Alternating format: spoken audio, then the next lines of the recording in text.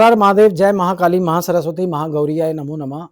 बोला जाता है कि जब महादेव खुश होते हैं या जिसकी भी आप पूजा करते हो, वो जब देव खुश होते हैं, तो आपको एक ऐसे इंसान से मिलवा देंगे जो आपको ट्रू गाइडलाइन देगा। और अगर आपकी बुरी स्थिति है और आपके अच्छा इंसान मिल गया, कोई एस्ट्रोलॉजर गुरु, तो समझ लेना आपके प्लैनेट्स आपको पॉजिटिव रिजल्ट देने के लिए आए हैं। ये बहुत बड़ी बात होती है। आज मैं आप लोगों को बता रहा हूँ कि जिन लोगों की इनकम नहीं हो पा रही है, अच्छे प्लैनेट्स भी लेकर के बैठे हो। शनि आपका तुला राशि में है, चंद्रमा वृष राशि में है, सूर्य मेष राशि में है, उच्च के प्लैनेट्स लेके बैठे हो, पर income growth is not good.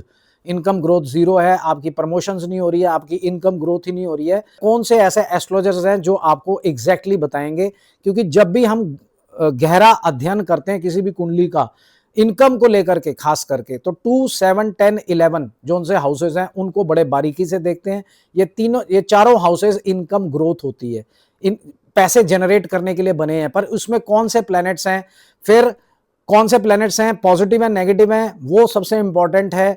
2, 7, 10, 11 का जोड़ आना बहुत इंपॉर्टेंट है। नाड़ी मैथमेटिकल कैलकुलेशन में 6, 8 और 12 हाउसेज आपके इनकम को, प्रमोशंस को, आपकी इनकम ग्रोथ को, पैसे जनरेट करने में दिक्कत लेके आते हैं। अगर ये 6, 8, 12 हाउस आपके कुंडली के अंदर हैं, नाड़ी मैथमेटिकल कैलकुलेशन जिसकी दशा चल रही है, मानो आपकी जुपिटर की है, शनि की है, किसी की भी है, और उसकी हम लोग प्लेसमेंट देखते हैं वैदिक एस्ट्रोलॉजी के हिसाब से कि कौन सा ग्रह है, कौन से हाउस में बैठे हैं, 11th में है, सेकंड में है, सेकंड का कौन है। फिर हम लोग और भी बहुत सारी चीजें देखते हैं, राशि तुल्य नवमांश कुंडली का जनरेट करते हैं, उसको बनाने में बहुत टाइम लगता है। कालपुरुष कुंडली से भी देखना है हम लोगों ने, लूनर डे कौन सा है, कौन सा लॉर्ड है, उसको भी देखना है। 11th का लॉर्ड, सेकंड का लॉर्ड, 7th का लॉर्ड, 11th का लॉर्ड, 10th का लॉर्ड, ये कहां बैठे हुए हैं। इतना गहरा अध्ययन करने के बाद इनकम जनरेट क्यों नहीं हो रही है, ये वहां से पता चलता है। जैसे मैंने आपको बताया, इतना गहरा अध्ययन करते हैं हम लोग।